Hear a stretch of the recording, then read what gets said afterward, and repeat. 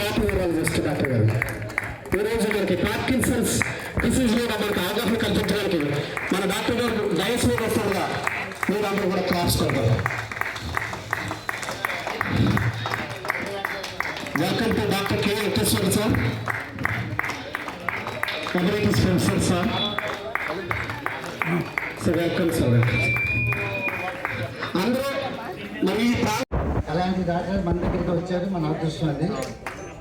ఈనాటి కార్యక్రమానికి ముఖ్య అతిథిగా వచ్చిన మన ప్రముఖ డాక్టర్, మన నగరంలోనే కాకుండా ప్రపంచవ్యాప్తంగా ఇంకా అభిమానులు ఉన్న మన డాక్టర్ వెంకటేశ్వర గారు. చాలామంది డాక్టర్ కేయులు అంటారు ఆయన.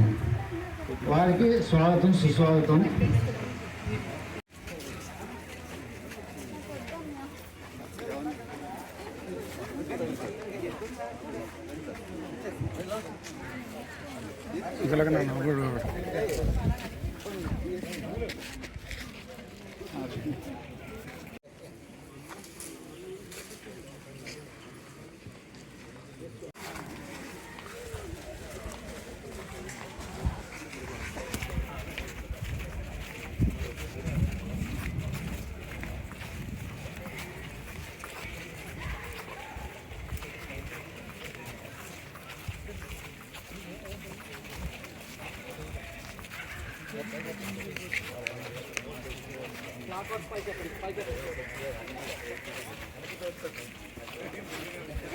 రెండు ముందు రెండు పర్లేదు.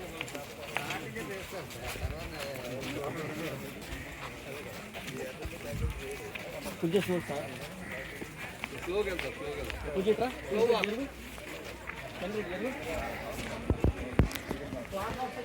పైకి పెట్టండి.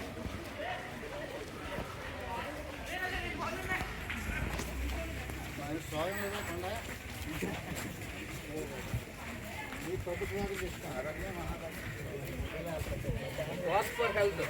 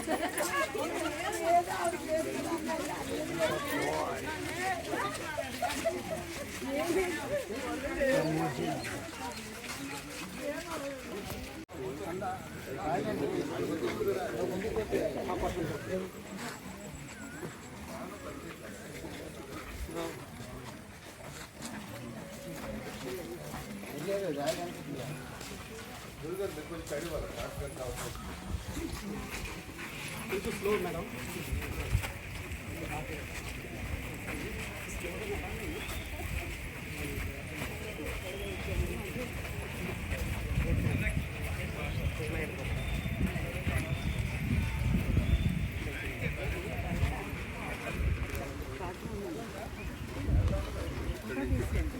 ప్రముఖ న్యూరాలజిస్ట్ డాక్టర్ వెంకటేశ్వర గారికి ఆయన ఇవాళ ముఖ్య అతిథిగా మనం పిలిచాము. ఆయన రావడం నిజంగా మనకు చాలా అదృష్టం.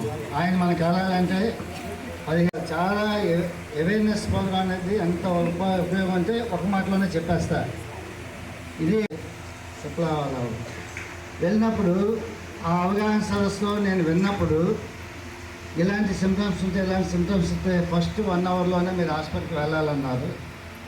నేను మా అబ్బాయి ఊళ్ళో లేనంటే బస్సులో మా అత్తయ్య ఊరికి వెళ్ళే టైంలో లైసెన్స్ అంటే నాకు తెలియలేదు, మొత్తం కొలాప్స్ అయిపోయి ఆ రోజు విన్నాను. కాబట్టి అక్కడి నుంచి బస్ స్టాండ్ వచ్చి అవగాహన అనేది లేకపోతే అది నాకు తెలియదు, నెమ్మదిగా వెళ్తాం పర్వాలేదులే అని.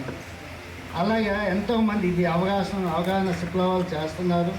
నేను చాలా ఫంక్షన్ నేను వెళ్ళడం, దానికి విపరీతం ప్రచారం చేయడం, నేనే ఎక్కువ ప్రచారం చేశాను. దీనికి అందరూ బాగా, నేను అదృష్టవంతుని.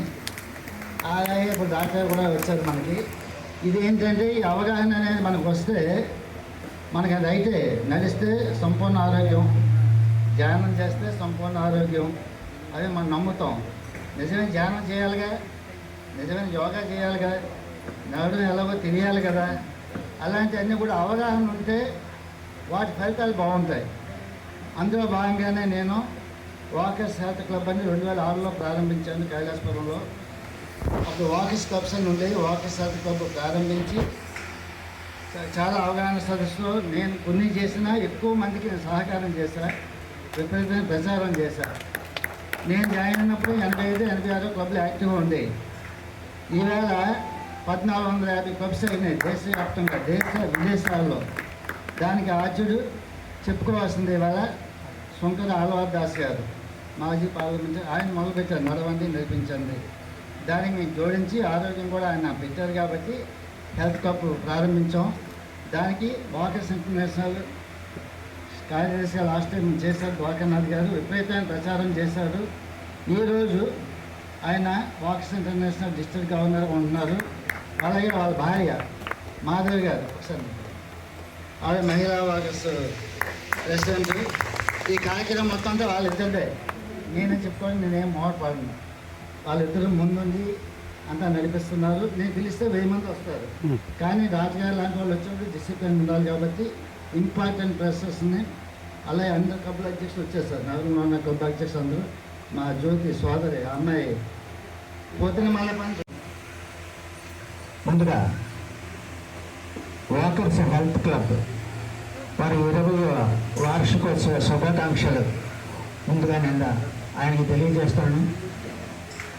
ఈ క్లబ్ 2006 మార్చి 16 తేదీన అప్పటి గవర్నర్ శ్రీ చక్కా అప్పారావు గారు దీన్ని ప్రారంభించారు. నేను ఏ క్లబ్కి వెళ్ళినా ఒక సాంప్రదాయాన్ని పెట్టుకున్నాను. ఆ క్లబ్ ఓపెన్ చేసిన గవర్నర్తో ముందు మాట్లాడతాను అని. అందుకని నిన్న నేను, సార్ మీ క్లబ్ 20వ వార్షికోత్సవం మీరు ఓపెన్ చేసిన క్లబ్, మీరు ఉంటే బాగుండేది అంటే ఆయన, సారీ ద్వారా నేను హైదరాబాద్లో ఉన్నాను, కానీ నా తరపున మీరు అభినందనలు అందజేయండి అని చెప్పి ఆయన నన్ను ప్రోత్సహించి చక్కగా చేయమన్నారు. ఆ విధంగా ఆయనకు కూడా నేను నా అభినందనలు తెలియజేస్తున్నాను. ఒక మంచి క్లబ్, ఒక వెల్ డిసిప్లైన్డ్ క్లబ్ని ఏర్పాటు చేసినటువంటి ఆ క్లబ్ ప్రెసిడెంట్ శ్రీ శ్రీనివాసరాజు గారిని నేను హృదయపూర్వకంగా అభినందిస్తున్నాను. ఇవాళ నాకు 15 రోజుల క్రితం చెప్పారు సార్, ఇలాగ పార్కిన్సన్స్ డే గురించి నేను ఇలాగా ఒక అవగాహన క్యాంపు పెట్టాలనుకుంటున్నాను. డాక్టర్ కె వెంకటేశ్వర్లు అంటే బోర్డు మంది ఉండొచ్చు, కానీ డాక్టర్లు అని పేరు అన్నది ఒక్క వైజాగ్లో ఆయనకు మాత్రమే. ఆ విధంగా ఆయన డాక్టర్ లూగా పేరుగాంచి ఇవాళ ప్రపంచవ్యాప్తంగా ఉన్న వ్యక్తి. ఒక అపాయింట్మెంట్ గురించి కనీసం ఒక నెల రోజులు ఆయన గురించి తిరిగితే ఆయన ఈవేళ మన ముందుకు వచ్చి ఈ పార్కిన్సన్స్ డే గురించి ఒక అవగాహన కల్పిస్తాను. దానికి తోడు పవర్ పాయింట్ ప్రజెంటేషన్ ఇస్తాను అన్నది that is a very very great thing. నేను ఒక చిన్న పిలిపిస్తే సుమారు 500-600 మంది ఒక్క దగ్గరికి వస్తారు, కానీ అది పెట్టుకోకుండా ఒక క్లబ్ నుంచి కొంతమందికి మాత్రమే పెట్టి ఒక క్రమశిక్షణ, ఒక డిసిప్లిన్ ఉండాలి అనే ఉద్దేశంలో అన్ని క్లబ్బులు కాకుండా మురళీనగర్ చుట్టుపక్కల ఉన్న క్లబ్బులను మాత్రమే ఇక్కడ చేశాను. హాజరైన సభ్యులందరికీ నా హృదయపూర్వక ధన్యవాదాలు. వచ్చారు, ఆయన ముందుగా ఆశీర్వదించవలసిందిగా నేను కోరుతున్నాను.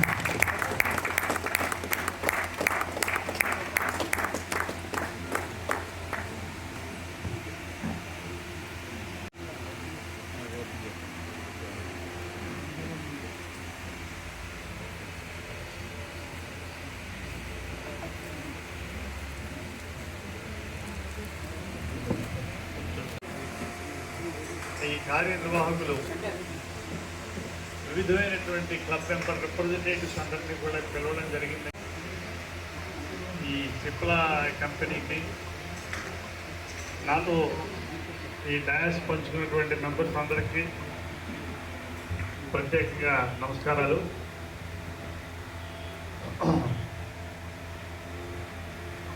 మీరందరూ కూడా ఇవాళ ఈ ప్రోగ్రామ్కి ఇట్లా రావడం అనేది నాకు చాలా సంతోషంగా ఉంది.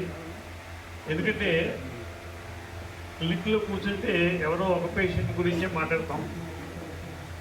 ఇలా ఇంతమందికి ఒకసారి మనం అడ్రస్ చేసి ఏదైనా ఒక ఆరోగ్యం గురించి చిన్న అవగాహన ప్రోగ్రాం కండక్ట్ చేస్తే మనం ఎంతోమందికి మనం రీచ్ అయినట్టుగా ఉంటాం.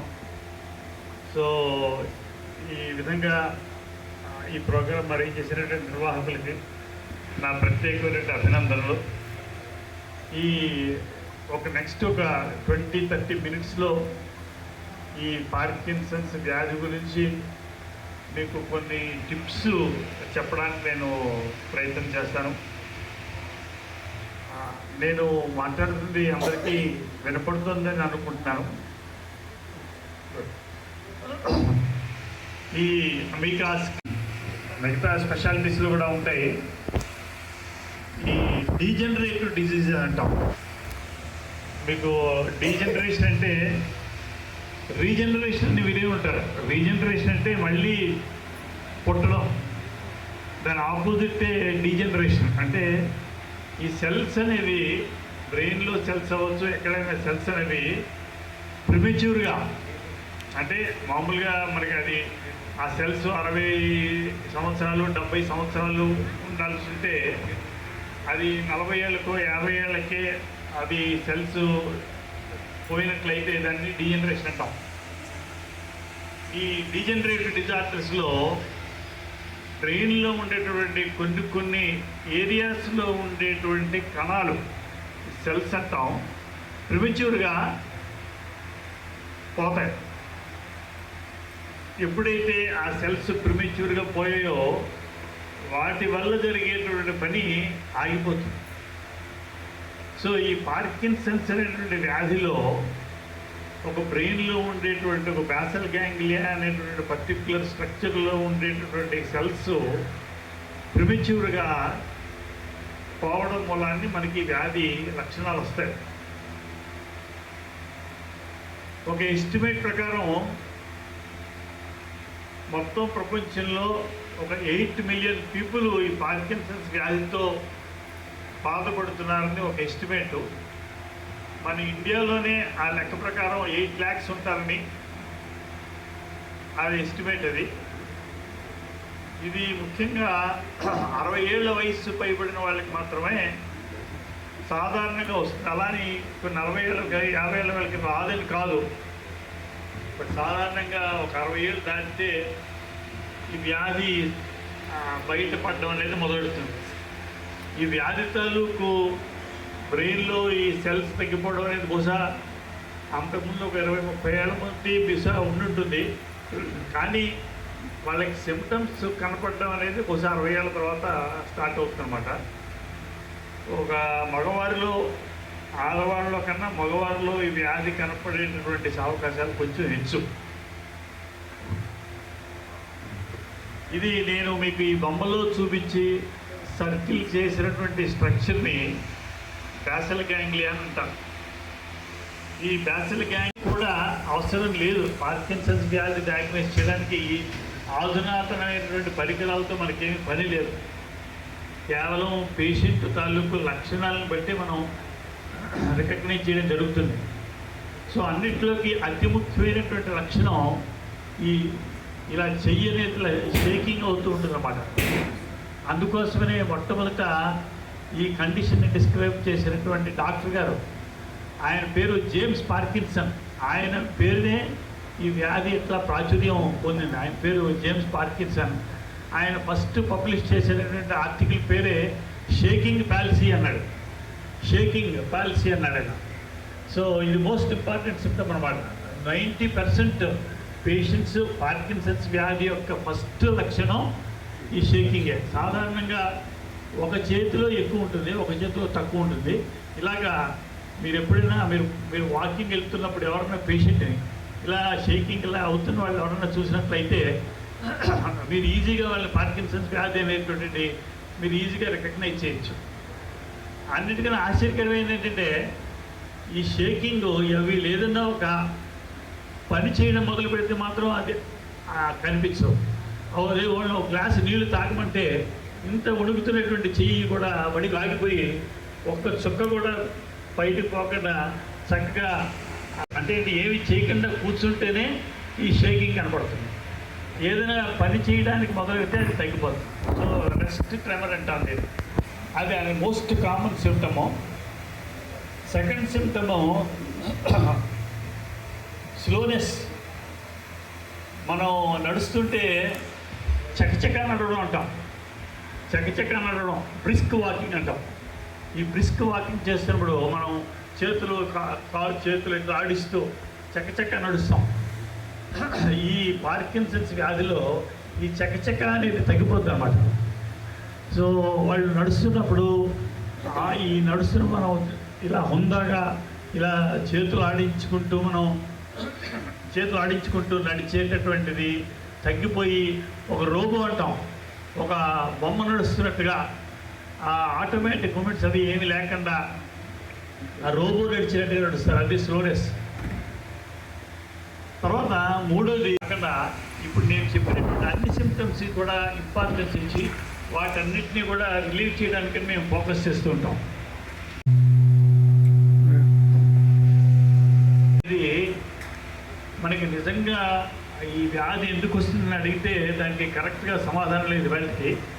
కానీ కొన్ని ఆక్యుపేషన్స్లో ఉన్న వాళ్ళకి, కొన్ని ఎక్స్పోజర్ ఉన్న వాళ్ళకి ఈ వ్యాధి ఎక్కువగా వచ్చే అవకాశం ఉందని ఈ మన సైన్స్ చెప్తోంది. ముఖ్యంగా పెస్టిసైడ్స్తో వర్క్ చేసే వాళ్ళకి ఎక్కువ ఛాన్స్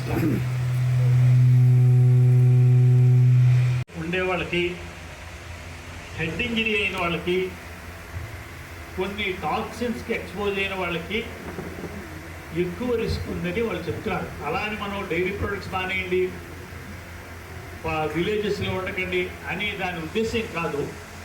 ఈ సైన్స్లో స్టాటిస్టిక్స్ ఎలా ఉంటాయంటే ఒక 100 మంది విలేజ్లో ఉన్న వాళ్ళు తీసుకుని ఒక 100 మంది పట్టణాల్లో ఉన్న వాళ్ళు తీసుకుంటే విలేజెస్లో ఉండేవాళ్ళు ఎక్కువ అవకాశం అంతే. అంతేగాని మనం విలేజెస్లో ఉండకూడదని కానీ డైరీ ప్రొడక్ట్స్ తీసుకోకూడదని కానీ దాని ఉద్దేశం కాదు.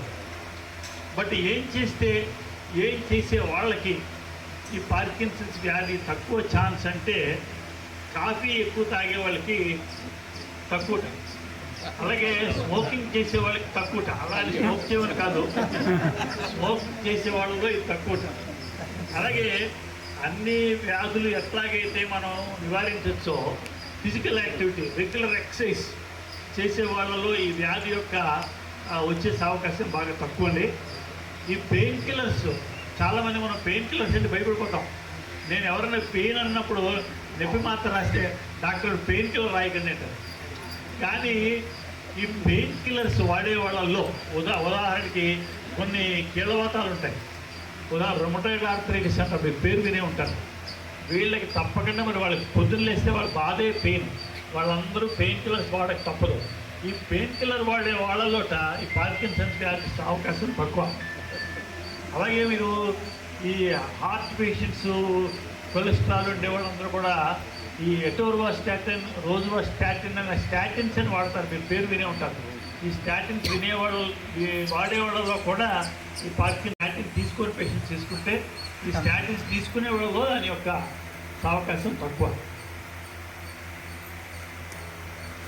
సాధారణంగా ఏమండి మా నాన్నగారికి ఉందండి, మా అమ్మగారికి ఉందండి, నాకు వచ్చే అవకాశం ఉందా అని సాధారణంగా ప్రతి వాళ్ళు అడుగుతారు. ఎస్ అని సమాధానం చెప్పాలి. కానీ నేను ఒక 10 మంది పార్కిన్సన్స్ పేషెంట్స్ చూసినట్లయితే అందులో ఒక్కళ్ళకే ఈ జన్యుపరంగా వచ్చేటటువంటి పార్కిన్సన్స్, మిగతా వాళ్ళందరూ కూడా అది జన్యుపరంగా కాదు. కొన్ని లక్షణాలు ఈ పార్కిన్సన్స్ వ్యాధి వచ్చే ఒక 10-15 సంవత్సరాల ముందు నుంచే ఇవేవో కనపడతాయి. ఒకటి కాన్స్టిపేషన్, మీకు అంత తెలుసు, మలబద్ధం. కాన్స్టిపేషన్ అంటే వీళ్ళలో ఈ పార్కిన్సన్స్ వచ్చేటటువంటి వ్యాధి వచ్చే పేషెంట్లకి చాలామందికి ఒక 10 సంవత్సరాల ముందు నుంచి కూడా ఈ కాన్స్టిపేషన్ కంప్లైంట్ ఉంటుంది. అలాగే వాసన తెలియకపోవడం, అలాగే డిప్రెషన్ ఉండే పేషెంట్స్కి పార్కిన్సన్స్ వ్యాధి వచ్చే అవకాశం ఎక్కువ. అలాగే కొంతమంది రాత్రి నిద్రలో కాళ్ళు గట్టిగా కొట్టుకోవడం, ఎంత గట్టిగా అంటే పక్కన పడుతున్న వాళ్ళు కూడా దెబ్బలు తగిలితే కొట్టుకునేటటువంటి ఒక దెబ్బది. ఈ 4 రకాల సిమ్టమ్స్ కూడా పార్కిన్సన్స్ వ్యాధి వచ్చే ముందే ఒక 5-10 సంవత్సరాల ముందు నుంచి కూడా ఉంటాయట.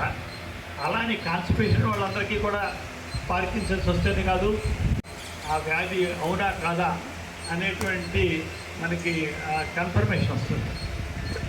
ఆ టెస్ట్ చేయాల్సినటువంటి అవకాశం చాలా తక్కువ సన్నివేశాల్లో వస్తుంది. సో ట్రీట్మెంట్ విషయంకి వచ్చినట్లయితే నేను మీకు చెప్పాను, ఒక ఈ డాపికిన్ అనేటువంటి కెమికల్ లోపించిన మూలాన్ని మనకి వ్యాధి వస్తుంది. అంటే మనకి చాలా ఇందాక చెప్పాను, ఈ డీజనరేటివ్ డిజార్డర్స్ చాలాట్లో సరైన ట్రీట్మెంట్ లేదు. కానీ ఒక పార్కిన్సన్స్ వ్యాధిలో మాత్రం చాలా ఎఫెక్టివ్ ట్రీట్మెంట్ ఉంది. సో ఈ డోపమిన్ అనేటువంటి ఏదైతే లోపించిందో మనం మాత్రల రూపంలో మనం ఇస్తే అది బ్రెయిన్లోకి వెళ్ళి మిస్సింగ్ ఏదైతే మన కెమికల్ ఉందో అది మనం సబ్స్టిట్యూట్ చేయడం ద్వారా పేషెంట్ యొక్క లక్షణాలను మనం నివారించవచ్చు. ఈ సాధారణంగా ఒక 5 to 10 years హ్యాపీగా ఉంటారు. ఒక 5 to 10 years మందులు బాగా పనిచేస్తాయి, వాళ్ళ పనులు వాళ్ళు చేసుకోగలుగుతారు. అసలు చూస్తే వీళ్ళకి వ్యాధి ఉందా లేదా అనే కూడా మనకి అంత ఎఫెక్టివ్గా ఉంటుంది. కానీ 10 సంవత్సరాలు గడిచిన తర్వాత మెల్లిగా ఈ మందులు సరిగ్గా పనిచేయడం మానేస్తాయి. అప్పుడు మనం వేరే ఆల్టర్నేటివ్ ట్రీట్మెంట్స్ చేయాల్సినటువంటి పని పడుతుంది. ఇది చాలామంది అడుగుతారు, డాక్టరు దీనికి ఆపరేషన్ ఏమన్నా ఉందా అని. ఈ మధ్య ఈ డీప్ బ్రెయిన్ స్టిమ్యులేషన్ అని ఒక ట్రీట్మెంట్ ఉంది లాస్ట్ 10-15 సంవత్సరాల. ఇది మీరు పేస్ మేకర్ అని వినే ఉంటారు. హార్ట్ పేషెంట్స్ అందరూ ఈ పేస్ మేకర్ పెట్టుకుంటారు. అలాగే ఈ పేషెంట్లు కూడా ఒక పేస్ మేకర్ పెట్టుకుంటారు. ఈ పేస్ మేకర్ నుంచి ఎలక్ట్రోడ్స్ బ్రెయిన్లోకి వెళ్తాయి. ఈ పేస్ మేకర్ ద్వారా ఆ బ్రెయిన్లో ఉండేటటువంటి ఇందాక నేను చెప్పాను ఆ క్యాసల్ గ్యాంగ్లియా, ఆ సబ్స్టాన్షియల్ నైగ్రా అనేవి స్టిమ్యులేట్ చేయడం పెట్టాం. దాని ద్వారా చేసినట్లయితే మన వ్యాధి నివారణ జరుగుతుందని. ఈ షేకింగ్ అనేది మాత్రమే ఎక్కువగా లక్షణంగా ఉండే పేషెంట్స్కి ఇది ఉపయోగపడవచ్చు. కానీ ఇది ఆరంభ దశలో కాదు. నేను చెప్పినట్టుగా 10 ఏళ్ళు వీళ్ళు పూర్తిగా మాత్రలు వేసుకుని దాని యొక్క బెనిఫిట్ ఎంజాయ్ చేసి అది పని చేయని రోజు వచ్చినప్పుడు మాత్రమే మనం ఈ ఆపరేషన్ జోలికి వెళ్తాం. సో మనం ఎలా ప్రివెంట్ చేయగలమా పార్కిన్సన్స్ వ్యాధి అని మీరు అడిగినట్లయితే దానికి సమాధానం ఎస్ఏ. ఒకటి ఏంటంటే హెడ్ ఇంజరీ. సాధారణంగా స్పోర్ట్స్లో కాంటాక్ట్ స్పోర్ట్స్ అంటారు. ఆ కాంటాక్ట్ స్పోర్ట్స్లో మైనర్ హెడ్ ఇంజరీస్ చాలా ఉంటాయి. మీకు తెలుసు కాంటాక్ట్ స్పోర్ట్స్ అంటే ఏంటో తెలుసు మీకు. అందులో తలకి గాయం కలిగేటటువంటి బాక్సింగ్ అలాంటి వాటిలో తలకి గాయం తగిలేటటువంటి అవకాశం ఉంది. అలాంటి వాళ్ళకి పార్కిన్సన్స్ వ్యాధి వచ్చేటటువంటి అవకాశం ఉంది. అలాగే ఈ హార్ట్ అటాక్లు, పెరాలిటిక్ స్ట్రోక్లు వచ్చేందుకు రిస్క్ ఫ్యాక్టర్స్ అంటాం. బీపీ, షుగరు, కొలెస్ట్రాల్ ఇవన్నీ కూడా పార్కిన్సన్స్ వ్యాధికి లీడ్ చేయొచ్చు. ఇవన్నీ కూడా మనం కంట్రోల్ చేసుకోవడం ద్వారా ఈ పార్కిన్సన్స్ వ్యాధిని మనం నివారించవచ్చు. అన్నిటికైనా ముఖ్యం మన చేతిలో ఉన్న పని ఏంటంటే మీ వాకర్స్ క్లబ్ చేసేది రెగ్యులర్ ఫిజికల్ యాక్టివిటీ చేయడం ద్వారా కూడా మనం పార్కిన్సన్స్ వ్యాధిని నివారించవచ్చు. కొన్ని ఆహార పదార్థాలు ఈ పార్కిన్సన్స్ వ్యాధిని నివారించడానికి తోడ్పడతాయి. ఈ ఆహార పదార్థాలు మన బ్రెయిన్లో ఏ కెమికల్ అయితే మనకి లోటు పొందిందో ఆ డోపమైన్ అనే కెమికల్ ఈ ఆహార పదార్థాలు ఆ కెమికల్ని తయారు చేస్తాయట. ఈ వాల్నట్స్, పిస్తా, క్యాష్యూస్, ఆల్మండ్స్ ఇవన్నీ తింటేట ఇవన్నీ కూడా బ్రెయిన్లోకి ప్రవేశించి కెమికల్ని, ఆ డోపమైన్ అనే కెమికల్ని తయారు చేయడానికి దోహదపడతాయి అన్నమాట. నివారించవచ్చు. ముఖ్యంగా ఈ బ్రీతింగ్ ఎక్సర్సైజెస్ ఎంతో వరకు ఉపయోగపడతాయి. సో రకరకాల బ్రీతింగ్ ఎక్సర్సైజెస్ మీకు ఉంటాయి, మీరు యూట్యూబ్ ద్వారా తెలుసుకోవచ్చు. అందులో స్పీచ్, ఈ పార్కిన్సన్స్ వ్యాధిలో పేషెంట్స్కి చాలామందికి వాల్యూమ్ అంటే స్పీచ్ చాలా వాల్యూమ్ లోగా ఉంటుంది. వాళ్ళకి స్పీచ్ థెరపీ చేయొచ్చు, ఎక్సర్సైజ్ చేయొచ్చు. ఇవన్నీ ఎలా చేయాలి అనేది ఇవాళ మనకి యూట్యూబ్లో మనం exercise for Parkinson disease speech therapy అని కొట్టుకట్టయితే మనకి బోల్డ్ ఎక్సర్సైజెస్ వస్తాయి. సో ప్రపంచంలో చాలా చోట్ల ఈ పార్కిన్సన్ డిసీజ్ ఫౌండేషన్ అనేవి ఉన్నాయి. అంటే ఇది ఈ పేషెంట్ అందరికీ కూడా ఈ పేషెంట్లే చాలామంది కలిసి ఒక క్లబ్ లాగా ఫామ్ చేసి అందులో ఉండే మెంబర్స్ అందరికీ కూడా ఎలా మనం సహాయపడగలం అంటే వాళ్ళకి ఆరోగ్యం గురించి అవగాహన కల్పించడం కావచ్చు. మీరు వాళ్ళకి చెప్పినట్లయితే ఇది ఫలానా న్యూరాలజీ ప్రాబ్లం అని న్యూరాలజిస్ట్ కన్సల్ట్ చేయాలనేటువంటి విషయం మీరు చెప్పినట్లయితే కూడా మీరు వాళ్ళకి ఎంతో సహకరించినట్లు అవుతారు. సో ఈ మీటింగ్ ఆర్గనైజ్ చేసినటువంటి మీ కార్యకర్తలకి ముఖ్యంగా సిప్లా కంపెనీ వాళ్ళు ఈ అరేంజ్మెంట్ చేసినందుకు నేను చాలా థ్యాంక్స్ చెప్తాను. హోప్ఫుల్గా ఈ సదస్సు వల్ల కొంతమంది పార్కిన్సన్స్ పేషెంట్స్కైనా మనం రీచ్ అవ్వగలిగి వాళ్ళకి కొంచెం మనం సహాయం చేయగలిగితే ఈ మీటింగ్ యొక్క పర్పస్ సర్వ్ అయిందని నేను అనుకుంటున్నాను. Thank you. 86 years old man. For old people like me,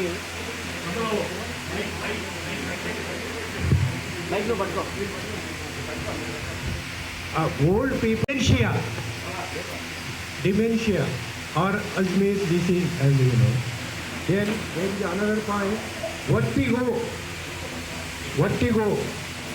Then another point is locomotor ataxia.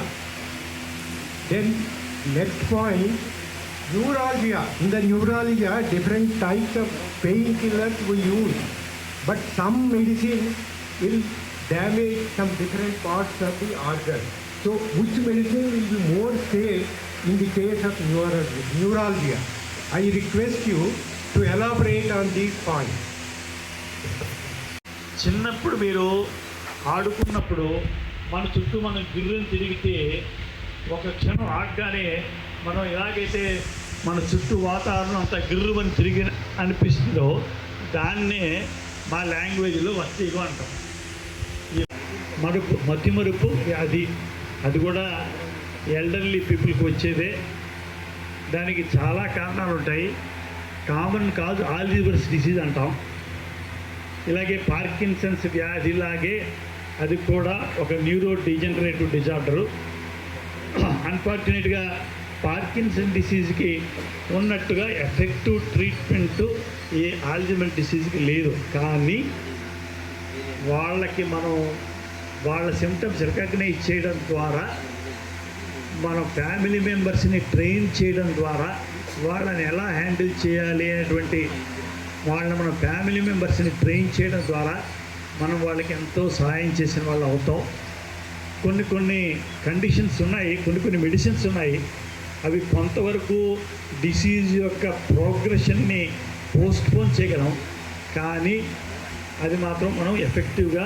Sir అడిగినటువంటి ప్రశ్నలు అన్నీ కూడా ప్రస్తుతం ఈవేళ మనం మాట్లాడుతున్నటువంటి టాపిక్కి సంబంధించినవి కాదు. అంటే మనం తప్పకుండా నేను మీ ప్రశ్నలకి సమాధానం చెప్పడానికి ప్రయత్నం చేస్తాను, కానీ ఇవేవి కూడా ఈవేళ మనకి మాట్లాడినటువంటి పార్కిన్సన్స్ వ్యాధికి సంబంధించినది కాదు. ఫస్ట్ ఆయన అడిగినది కాఫీ కప్ కానీ లేదని ఒక గెస్ట్లు ఎవరైనా వచ్చినప్పుడు ఒక గ్లాస్లో తీసుకెళ్ళి వాటర్ ఇవ్వాలన్నా తను అట్లీస్ట్ కింద నుంచి పైకి తీయలేదు సార్. ఇలాగంటే అక్కడ పెట్టిస్తే నార్మల్గా ఉంటుంది సార్. పట్టుకొని ఇవ్వమంటే తను ఇవ్వలేదు sir. She just 23 years old sir. What is the problem? ఈ చెప్పినటువంటి కండిషన్ మామూలుగా ట్రెమర్ అంటాం, ఎసెన్షియల్ ట్రెమర్ అంటాం. ఇది చాలా కామన్.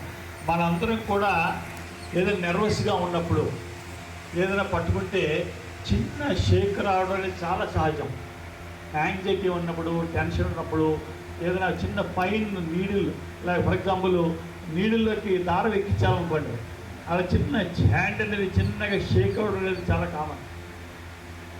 ఈవిడ చెప్పింది అది కొంచెం మితిమించి అది కొంతమందికి మామూలుగా కూడా ఏ పని చేయాలని కూడా సాధారణంగా మీరు ఎప్పుడైనా ఈ పార్టీస్లో చూస్తుంటారు, ఈ ప్లేట్ పట్టుకుంటారు భోజనం చేయడానికి, ఈ ప్లేట్ ఇలా షేక్ అయిపోతూ ఉంటుంది.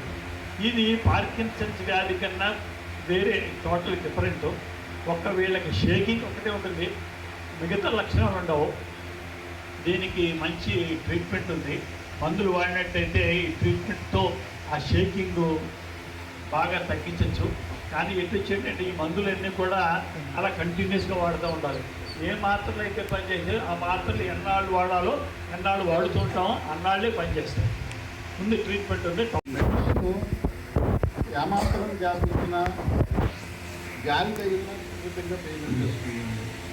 ఆయన ఏమంటారంటే దీనికి వేరే అదర్ ట్రీట్మెంట్ లేదు, ఇంకా కంటిన్యూ మెడిసిన్ వాడతారు, సర్జరీస్ ఇవేమి పనికిరావు అని చెప్తున్నారు.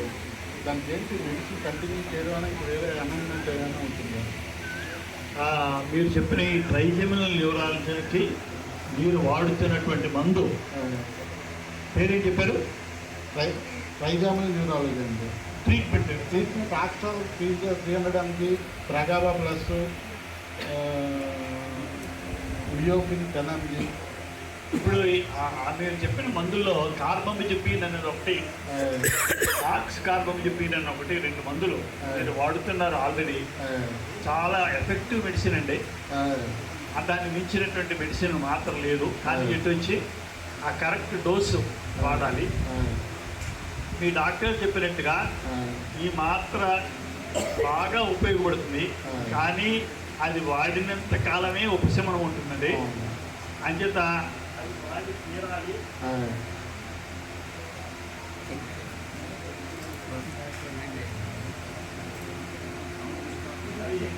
బ్యాటరీ చూడు.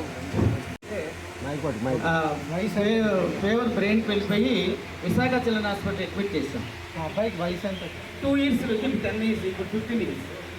అయితే విశాఖ చిల్డ్రన్ ఫిట్స్ క్షణం వచ్చేస్తుంది. విశాఖ చిల్డ్రన్ హాస్పిటల్ అడ్మిట్ అయిపోయిన డాక్టర్స్ హోప్లెస్ అని చెప్పేశారు, ఇంకేం చేయలేము, హైదరాబాద్ వెళ్ళిపోవాలని చెప్పారు. పక్కనే మా బాలభవన్ చైర్మన్ గారు, జగత్పేట అధ్యక్షులు, ఇంటర్నేషనల్ అధ్యక్షులు పార్వతీ కుమార్ గారు హాస్పిటల్కి వచ్చి బాబుని చూసి సార్కి చేశారు. సార్ సింటోపా ప్యాసింగ్టన్ కానటిక్స్, బట్ ఏది చేసినా ఇంకా ఎక్కువ వేస్తుంది కామా జనరల్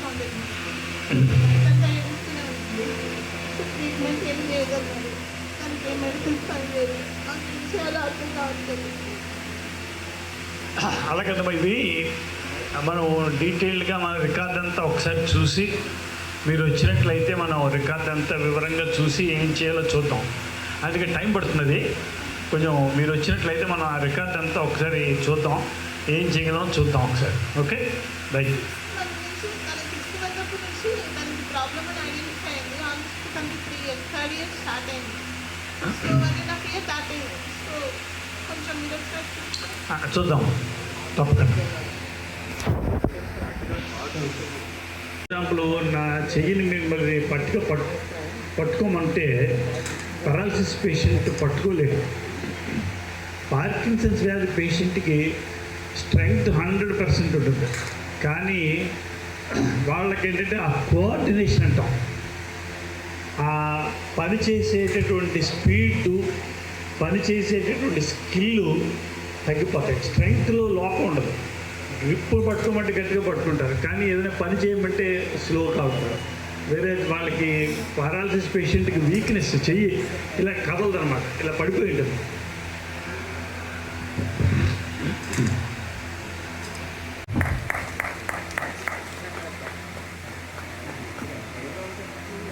దేవుడు ఎక్కడ కనబట్లే.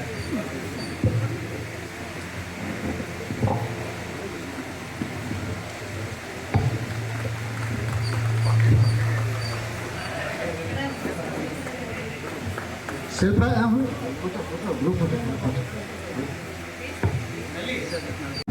ఇప్పుడు ముందు చెప్పిన బ్యాచ్ అందరూ అందరూ సార్ ఈ సాల్స్ అని చక్కగా మంచి ఎండలో వెళ్ళి కొనుక్కొచ్చారు.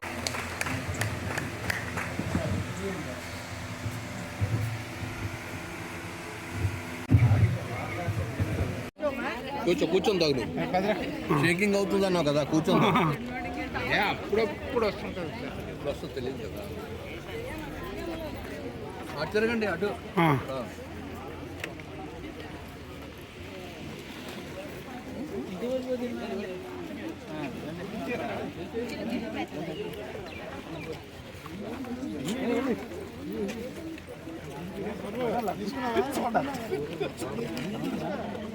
ఆజ్ఞాన గారు మీరు లేట్ అయిపోతే అలాగా మరి మీకేది మీకు టీ షర్ట్ ఏది ఇదేది